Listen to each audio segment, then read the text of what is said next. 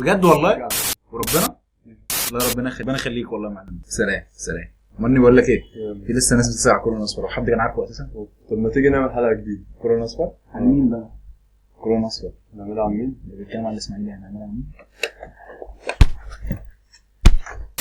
انا الاسماعيلي، انا الاسماعيلي. احمد حسام ميدو كويس وحش بعد 9 سنين احتراف و9 زيهم لعيب دولي، 6 بطولات كلاعب وواحده كمدرب، اخيرا استقر احمد حسام ميدو سالما امنا غانما في الاسماعيليه.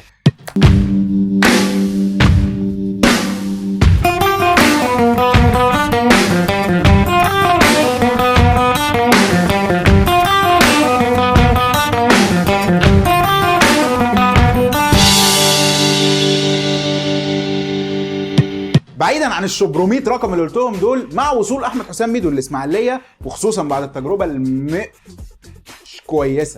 المش كويسه بتاعه طارق يحيى، تباينت الاراء. في ناس كان رد فعلها على وصول احمد حسام ميدو للاسماعيلي حتى من قبل ما يلعب ماتش واحد كده. ويخرب بيت اللي بيكرهه، ويخرب بيت اللي بيحبه وهو جواه بيكرهه، ويخرب بيت اللي بيحبه وهو جواه بيحبه، وواحد واقف جنبيه بيكرهه.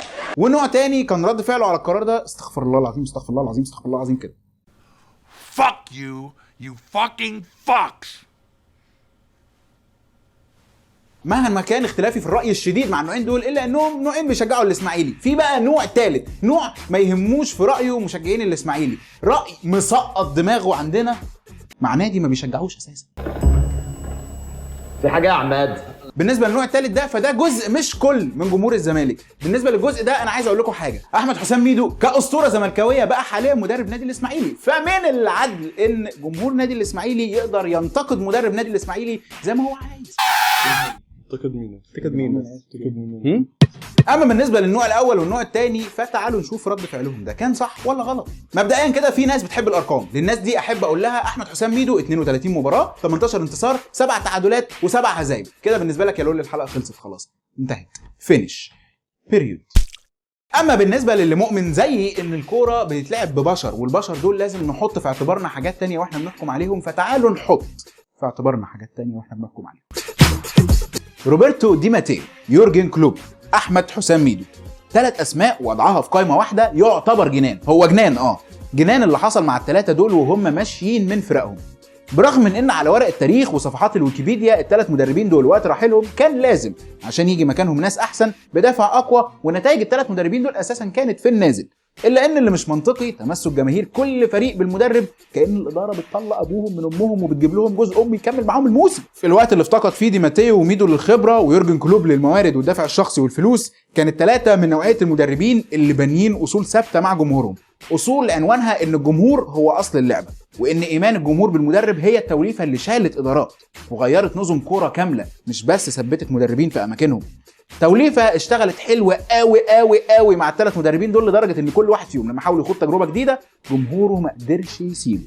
فهتلاقي دي ماتيو راح المانيا، يورجن كلوب رايح انجلترا، وميدو في الاسماعيلي.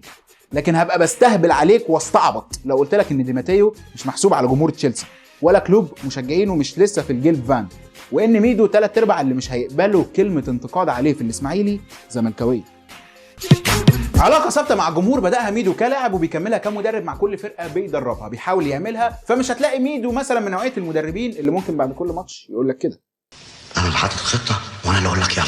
ايجابيه علاقه ميدو بالجمهور بتجر له ايجابيه تانية، وهي علاقته الكويسه باللعيبه وخصوصا الشباب منهم. اللعيبه اللي عمرها ما تبقى علاقتها وحشه مع مدرب بيكره الجمهور، والعكس اكيد صحيح. وفي وش ايجابيات ميدو مع الاسماعيلي كانت في سلبيه كبيره جدا، وغالبا انت داخل الفيديو ده عشانها. زي ما قلت، دي ماتيو هيفضل محسوب على تشيلسي، يورجن كلوب طول عمره هيفضل قلبه اصفر، وميدو اجدع زملكاوي. لكن واحد بس من ال3 دول هو اللي عمل كده واحتفل بفوز فريق منافس في بطوله كان هو بينافس على اللقب.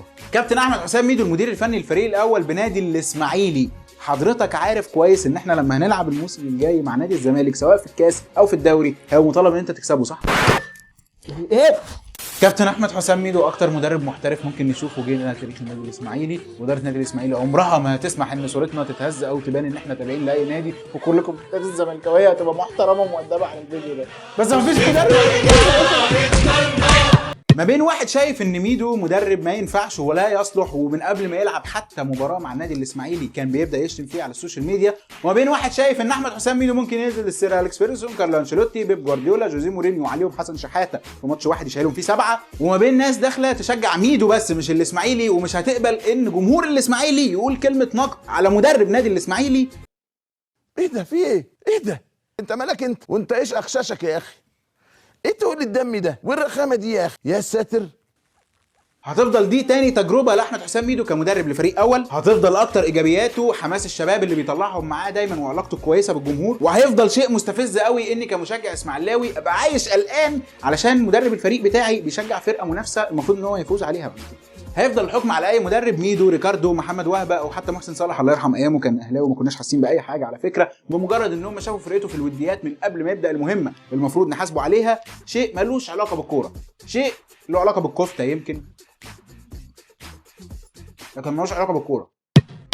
ميدو مش جاي من المريخ علشان يفوز ببطوله من اول مباراتين مع النادي، ولا احنا بنشم على ظهر ايدنا علشان نحكم عليه في مهمه لسه ما بدأتش.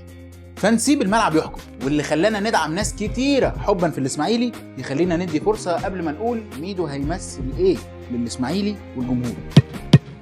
وانتوا بقى متفائلين بميدو بنسبه كام في المية؟ شايفين استمرار تشجيع ميدو لنادي الزمالك ودعمه على السوشيال ميديا وهو مدرب نادي الاسماعيلي هيأثر على صوت النادي بالسلب ولا لا؟ ما تنسوش تشيروا وتسبسكرايبوا الحلقه.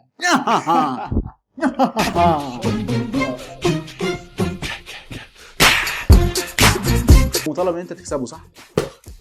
ايه يا ابن المجنونه؟ ما خلاص يا عم هي مره واحده.